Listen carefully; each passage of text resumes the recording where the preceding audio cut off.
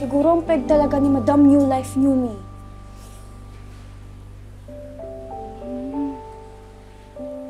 Anong tinutunga-tunga mo dyan? Ay! Big Brother?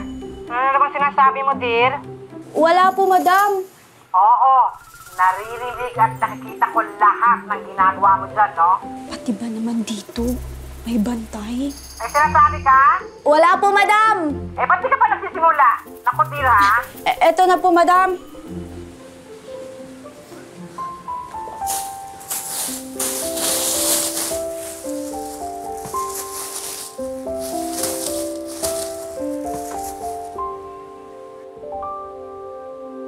Love ka ni Mama. Itapon mo na yan! Itatapon ko to. Sayang naman. Sinabi na itapon mo na yan! Madam, sa anak niyo po lahat to? Oo. Kay Angie.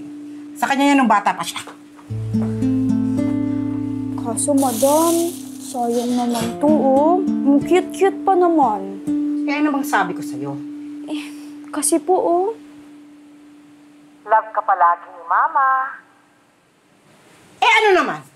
Madam, baka nagkakamali lang po kayo na itapon to. Ang sabi ko, itapon mo na yan. Itapon mo. Madam, baka po regalo niyo po to sa anak niyo. Oo!